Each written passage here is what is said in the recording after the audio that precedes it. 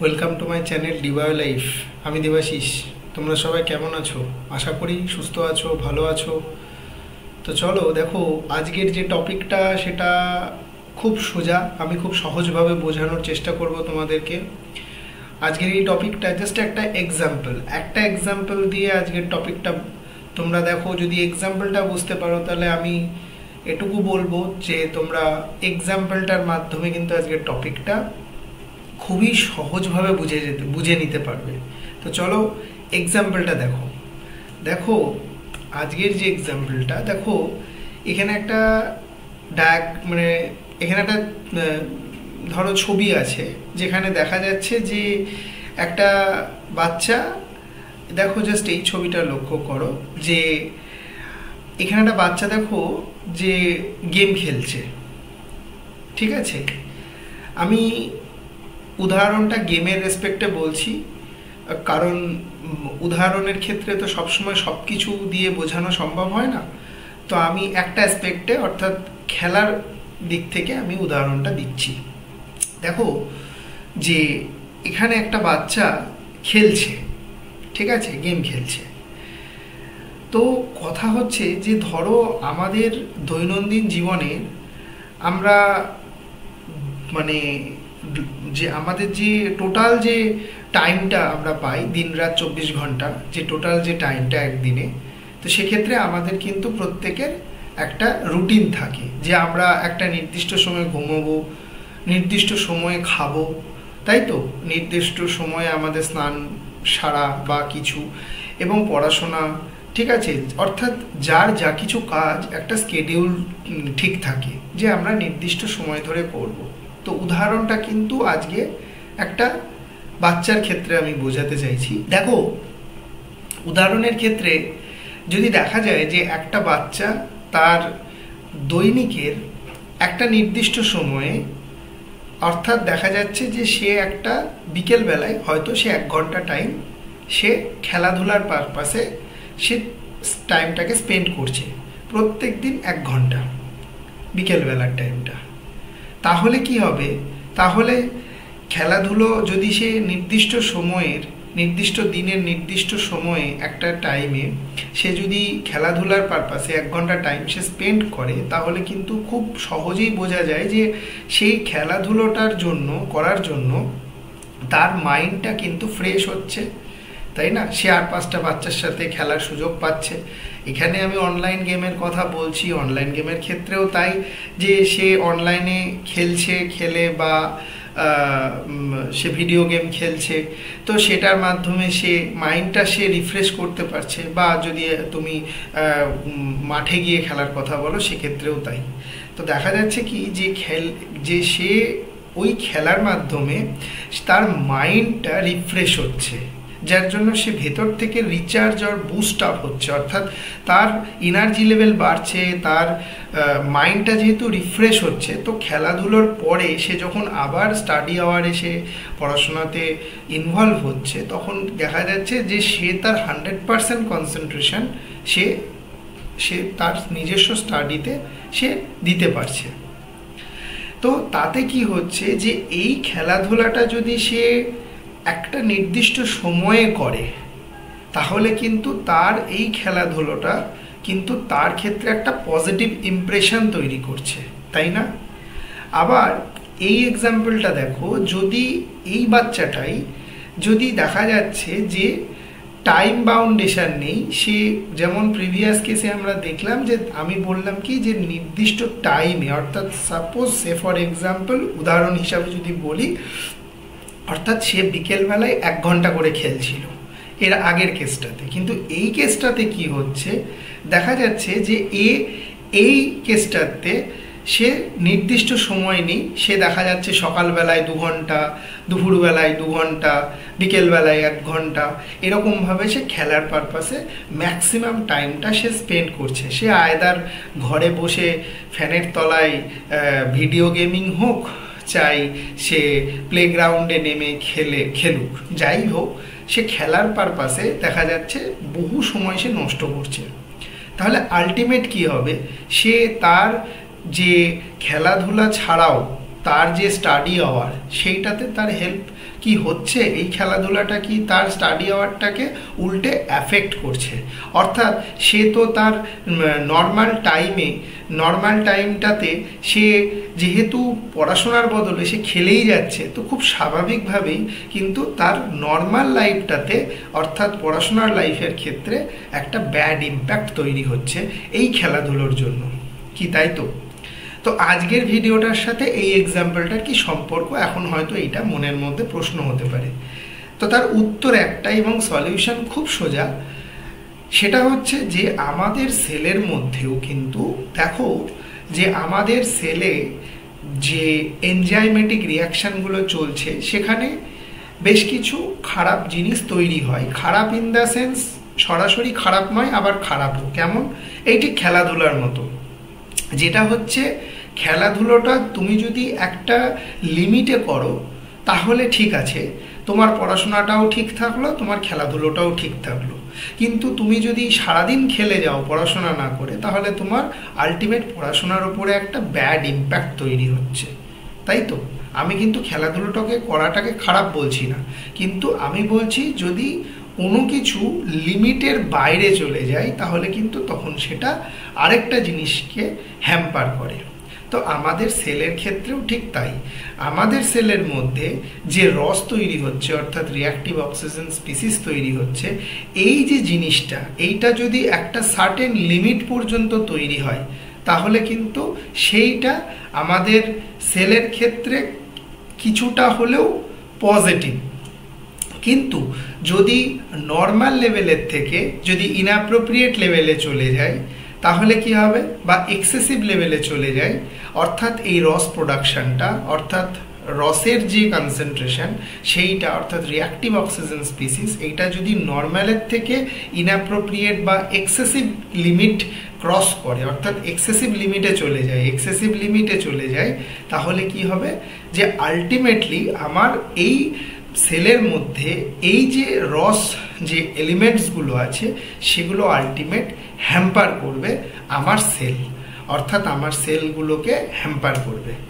তো দেখো যে ক্ষেত্রে যদি আমি ফার্স্ট কেসটাকে লক্ষ্য করি, অর্থাৎ এই কেসটা যদি আমি লক্ষ্য করি যে প্রপার টাইমে তুমি বাচ্চাটা খেলছিল, তো তার যেমন খেলাধুলাটাও ঠিক ছিল, তার স্টাডি আওয়ারটাও ঠিক ছিল, আলটিমেট তার সব কিছু নর্মাল ছিল এবং খেলাধুলাটা বরং তার দৈনন্দিন যে পড়াশোনার যে কনসেন্ট্রেশন সেইটাতে ফোকাস করতে হেল্প করছিল, কারণ কোনো না কোনোভাবে বাচ্চাটা খেলাধুলোর মাধ্যমে ফ্রেশ হচ্ছিল, মাইন্ড তার ফ্রেশ হচ্ছিল, তার মাইন্ড রিচার্জ হচ্ছিল, বুস্ট আপ হচ্ছিল, যার জন্য কি হচ্ছিল যে সে আবার ফ্রেশ মাইন্ডে পড়াশোনা করার মতন এনার্জি পাচ্ছিল বা এনথুসিয়াস্টিক ছিল। তো সিমিলার ওয়েতে এই কনসেপ্টটাকে যদি কাজে লাগাই, রস যদি আমাদের শরীরে আমাদের হিউম্যান বডি সিস্টেমের মধ্যে যদি একটা সার্টেন লিমিট পর্যন্ত তৈরি হয়, অর্থাৎ ঠিক খেলাধুলোর মতো যদি একটা সার্টেন লিমিটে তৈরি হয় তাহলে কিন্তু সেটা কিছুটা হেল্প করে। কীরকম?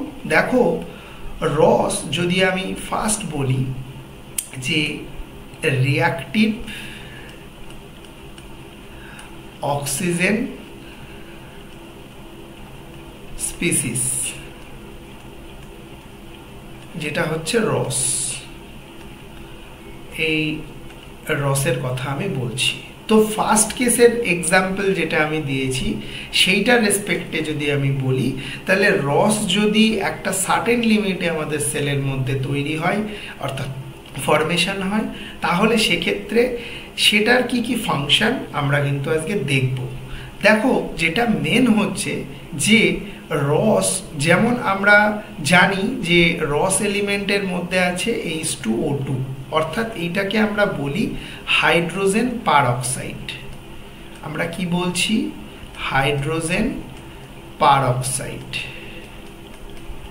তো এই যে রস এলিমেন্টটা, এই যে দেখো এই যে হাইড্রোজেন পারঅক্সাইড যে রস এলিমেন্ট, এই রস এলিমেন্টটা কিন্তু যদি একটা সার্টেন লিমিটে আমাদের বডি সেলের মধ্যে ফরমেশন হয় তাহলে এ কি করে, এ ইন্টার এগুলো কিন্তু তোমরা নোট ডাউন করে নেবে, এগুলো কিন্তু মেন পয়েন্ট আমি যেগুলো বলছি।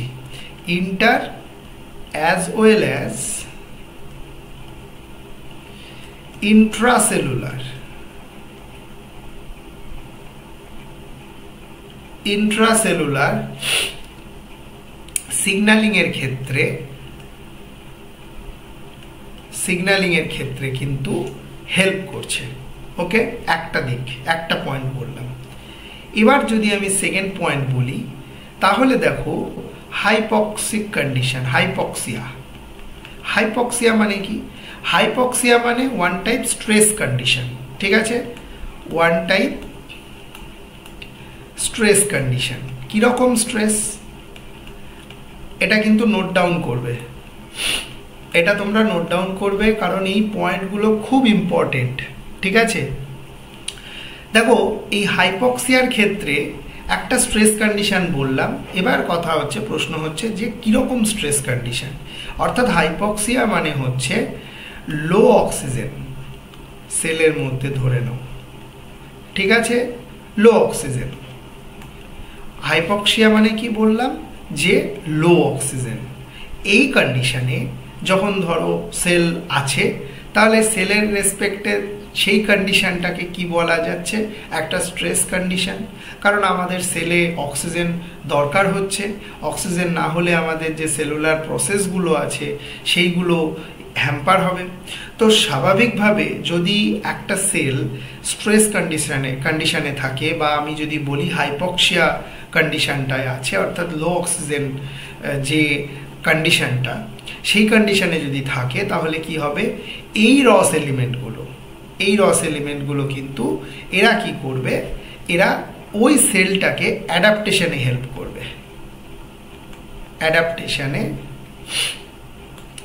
করবে, ঠিক আছে? তাহলে এই যে সেলুলার প্রসেস, এইটাতে কিন্তু তারা কিন্তু রস কিন্তু পার্টিসিপেট করছে। অর্থাৎ অ্যাডাপ্টেশনে কিন্তু পার্টিসিপেশন আমরা দেখতে পাচ্ছি। কার পার্টিসিপেশন? রসের পার্টিসিপেশন কিন্তু আমরা লক্ষ্য করছি। দেখো, যদি আমরা 3 নাম্বার দেখি, 3 নাম্বার পয়েন্ট, থার্ড পয়েন্টের ক্ষেত্রে, তাহলে এরা কিন্তু অটোফ্যাগিতে পার্টিসিপেট করে, ঠিক আছে? অটোফ্যাগিতে পার্টিসিপেট করছে। 4 নাম্বারের ক্ষেত্রে যদি আমরা দেখি, তাহলে কিন্তু এরা রেগুলেট করছে। কি রেগুলেট করছে? এরা রেগুলেট করছে সেল ডেথকে এরা কিন্তু রেগুলেট করছে, ঠিক আছে? এরা 5 নাম্বার পয়েন্ট যদি দেখি, তাহলে এরা কিন্তু সেল প্রলিফারেশনে হেল্প করে, এরা কিন্তু হেল্প করছে, ঠিক আছে? এই রস এলিমেন্ট, রিঅ্যাক্টিভ অক্সিজেন স্পিসিস। আচ্ছা, 6 নাম্বার যদি আমরা দেখি, তাহলে এরা গ্রোথ ফ্যাক্টর হিসাবেও কিন্তু এরা পার্টিসিপেট করে। ওকে, গ্রোথ ফ্যাক্টর, অর্থাৎ এখানেও কিন্তু এদের একটা পার্টিসিপেশন লক্ষ্য করা যায়, অর্থাৎ এরা কিন্তু পার্টিসিপেট করছে। ওকে, তাহলে এই সমস্ত জিনিসগুলো আমরা কিন্তু দেখতে পাবো যদি রস এলিমেন্টগুলো একটা সার্টেন লিমিটে তৈরি হয় আমাদের বডি সিস্টেমের মধ্যে, অর্থাৎ সেলের মধ্যে।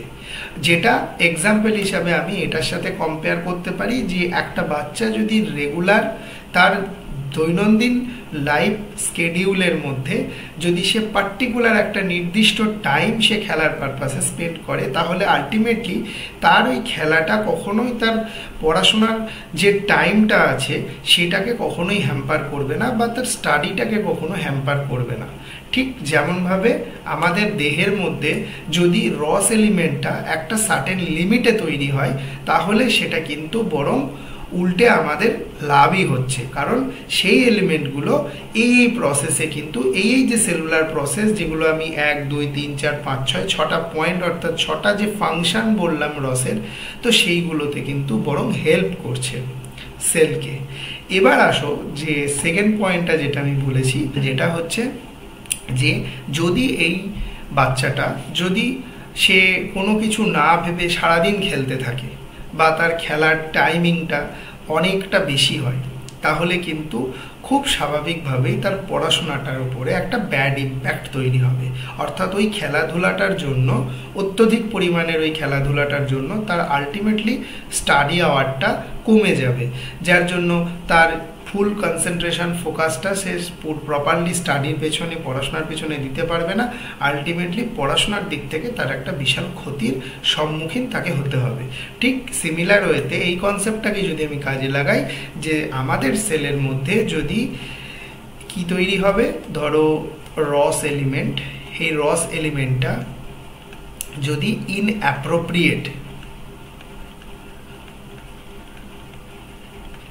ইনঅ্যাপ্রোপ্রিয়েট অথবা এক্সেসিভ,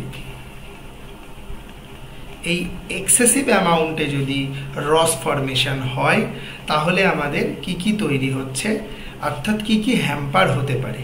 দেখো আমাদের সেলের মধ্যে যে লিপিড আছে,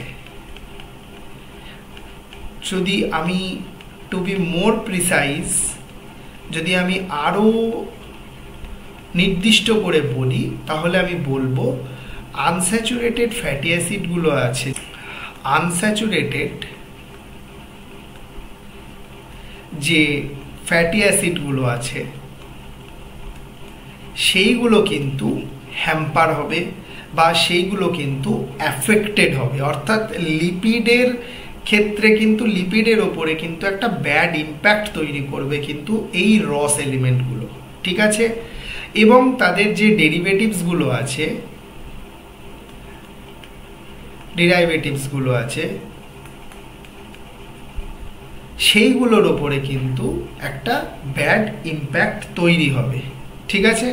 দেখো আলটিমেট যে ডেরাইভেটিভ, অর্থাৎ যে unsaturated fatty acid and their derivatives, অর্থাৎ যে লিপিডগুলো আছে সেইটার ওপরে কিন্তু একটা ব্যাড ইম্প্যাক্ট তৈরি হবে। অর্থাৎ তাদের যে প্রপার ফাংশন সেলের মধ্যে, একটা লিপিডের যে প্রপার ফাংশন, লিপিডগুলোর অর্থাৎ আনস্যাচুরেটেড ফ্যাটি অ্যাসিডসগুলোর যে প্রপার ফাংশন, সেইটাকে কিন্তু ইন্টারফেয়ার করবে এবং লিপিডগুলোর কিন্তু ক্ষতি করবে, ঠিক আছে। এই রস এলিমেন্টগুলো যদি ইনঅ্যাপ্রোপ্রিয়েট অর এক্সেসিভ ফর্মে যদি সেলের মধ্যে যদি জমা হতে থাকে, অর্থাৎ তৈরি হতে থাকে এবং জমা হতে থাকে, তাহলে সেক্ষেত্রে কিন্তু first of all lipid element বলো বা প্রোটিন বলো সেলের মধ্যে, ঠিক আছে, বা ডিএনএ বলো, ঠিক আছে, এই যে জিনিসগুলো আছে আমাদের সেলের মধ্যে, এইগুলোর ওপরে কিন্তু একটা ব্যাড ইম্প্যাক্ট তৈরি করবে এবং এদের যে প্রপার যে ফাংশন, এই প্রপার ফাংশনের ওপরে হ্যাম্পারিং করবে, ওকে। অর্থাৎ প্রপার ফাংশনটাকে কিছুতেই হতে দেবে না, অর্থাৎ ইন্টারফেয়ার করবে, হ্যাম্পার আর ইন্টারফেয়ার। দেখো যে প্রপার যে তাদের ফাংশনটা আছে সেইটাতে কিন্তু এই রস এলিমেন্টগুলো কিন্তু একটা ইন্টারফেয়ার করবে বা হ্যাম্পার করবে, ঠিক আছে। আরেকটা দিকে দেখো যে এই রস এলিমেন্টগুলো কিন্তু যদি আমাদের সেলের মধ্যে ইনঅ্যাপ্রোপ্রিয়েট, বা আমি বারবার বলছি যে সেলের মধ্যে যদি ইনঅ্যাপ্রোপ্রিয়েট আর এক্সেসিভ ফর্মে তৈরি হয়, তাহলে কিন্তু বিভিন্ন রকম ডিজিজ তৈরি হতে পারে। যেমন কি ডিজিজ হতে পারে, যেমন হার্ট ডিজিজ হতে পারে,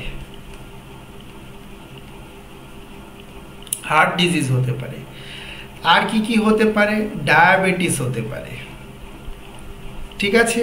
আর কি হতে পারে, লিভার ডিজিজ হতে পারে, ঠিক আছে। আর কি হতে পারে, এজিং হবে, ঠিক আছে।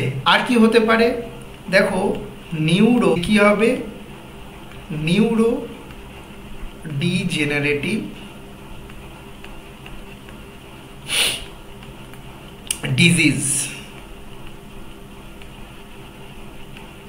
তাহলে এই সমস্ত ধরনের যে ডিজিজগুলো হচ্ছে, এগুলো কিন্তু আলটিমেটলি যদি এক্সেসিভ অ্যামাউন্টে আমাদের সেলের মধ্যে তৈরি হয়, তাহলে কিন্তু এই সমস্ত ডিজিজগুলো আমাদের শরীরের মধ্যে তৈরি হতে পারে।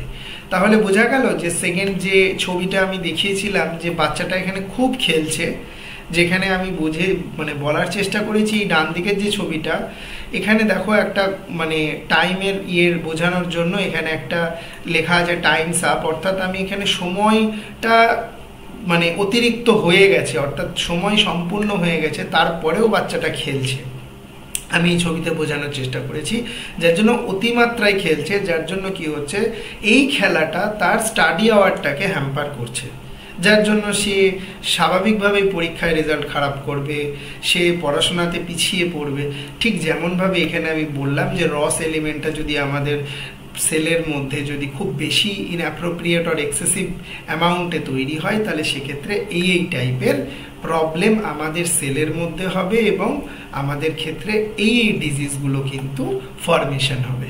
তো বোঝা গেল যে আজকের এই ভিডিওটাতে এই এক্সাম্পলটার মাধ্যমে রসের মেন ফাংশন, যে রস কি ফাংশন করে আমাদের সেলের মধ্যে। তো আজকের এই ভিডিওটা যদি ভালো লাগে তাহলে লাইক করো, আর কোনো কিছু বলার থাকলে আমার ইভেন যদি হাতের লেখাগুলো তোমরা যদি বুঝতে না পারো বা কোনো কিছু তোমাদের জানানোর থাকে, তাহলে অবশ্যই এই ভিডিওর কমেন্ট বক্সে কমেন্ট করো, প্রচুর ভিডিওটা শেয়ার করো এবং আমার চ্যানেলটা অবশ্যই সাবস্ক্রাইব করো। আর আমার এই ভিডিওর ডেসক্রিপশন বক্সে আমার টেলিগ্রাম চ্যানেলের লিঙ্ক দেওয়া আছে, যেখানে জয়েন হও এবং আনলিমিটেড ফ্রিতে পরীক্ষা দাও।